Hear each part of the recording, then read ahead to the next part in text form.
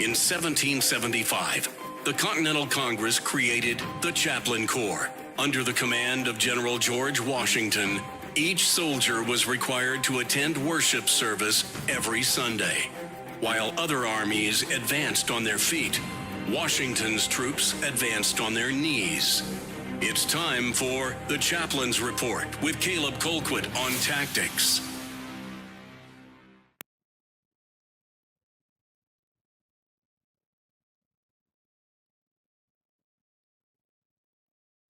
Oop. Okay, there we go. I don't know why, it seemed like my mic was off for a second.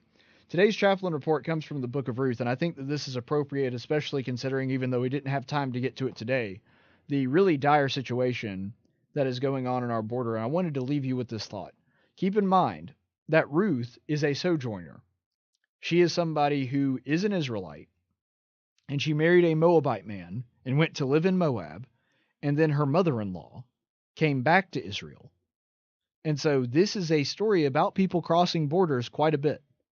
And there is such a wonderful message. First of all, they agreed to all the laws and followed the laws of Moses and the laws of the land in the country that they were entering into. But second of all, and this is really important as well, it's just such a beautiful story about people. It's a story about people helping other people. And that's what I love about the book of Ruth. And remember that Ruth, despite being somebody that was afar off, is somebody that is in the lineage of King David, and by extension, the lineage of Jesus Christ. And so Ruth, in this particular statement, we'll look at her little speech that she gives to her mother-in-law. And keep in mind, this is her mother-in-law, that she is going to give this declaration of her commitment to her. And it's important to remember that this is not Ruth's mother, it's her mother-in-law. Her son, Ruth's husband, has died. Now, how many of you would have this kind of relationship with your mother-in-law? Then she said, "Behold, your sister-in-law," this is Naomi speaking, "your sister-in-law has gone back to her people and her gods. Return after your sister-in-law," basically telling Ruth to go back to Moab and be with her people. But Ruth said, "Do not urge me to leave you or to turn back from following you. For where you go, I will go, and where you lodge, I will lodge. Your people shall be my people, and your God, my God. Where you die, I will die, and there I will be buried. Thus may the Lord do to me, and worse, if anything, but death parts you and me." When she saw that she was determined to go with her, she said no more to her. And I love this story about Ruth because you've got Naomi there, an Israelite, and her Israelite sons have married these Moabite women.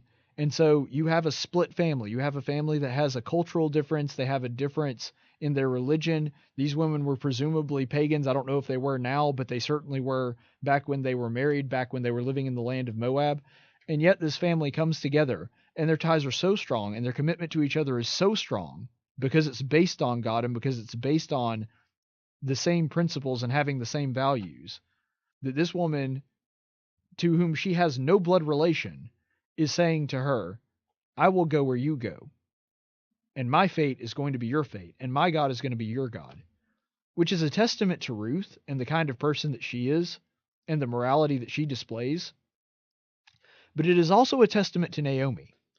And the reason that I say that is, for Ruth to feel that strongly about someone to whom she has absolutely no blood or cultural ties to, the only tie is that her husband, who is now deceased, brought them together, that means that Naomi had to be a pretty good person too.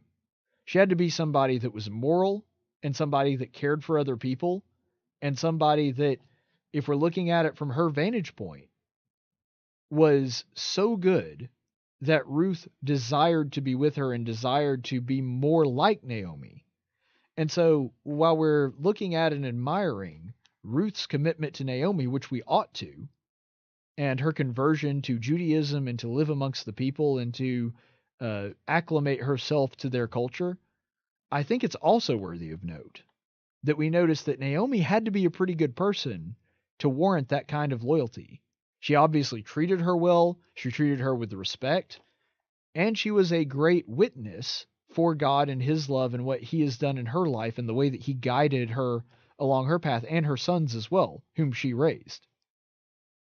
And so it is amazing that we can use our family ties, we can use the ties that we are closest to be able to bring them closer to God if we ourselves are willing to be good, moral, just people that also want to be closer to God. Because we should be the happiest, most joyful, most exuberant, excited people in the world because we have had our sins cleansed from us. We have a relationship with Christ. And even though this is before the time of Christ, this is about a relationship with God, and this must have been the kind of person that Naomi was in order for Ruth to see, wow, if God did that in Naomi's life, then I need to go with her. I need to be a part of her culture. I need to cleave to her and make her God my God. This is the kind of effect that living with God has on people. It makes us like mirrors. That we're not the source of the light. There's nothing particularly special about us. I tell people all the time, Christians are not better than other people. We have a sinful nature. We have desires and lusts of the flesh and lusts of the eye, just like everybody else. The reason that we're different is because we've learned to be different. The reason that we're different is because of the transformation that God has made in our life. And so while we can't produce the light, we're kind of like mirrors. We can't actually make the light, but we can shine that light from the real source, God, onto somebody else, and then they can in turn reflect that light onto others as well. And so that's how God's light through us can reach other people. And that's the kind of example we should be striving to set every single day. We need to be like Ruth and have that kind of loyalty and passion for our fellow people, for our family members. But I think it's also important to note that we also need to be like Naomi, somebody that shines God's light on other people so that we can be a blessing to them, and they can in turn have a desire to be like that and to follow God and to bless others as well. Stay the course, friends.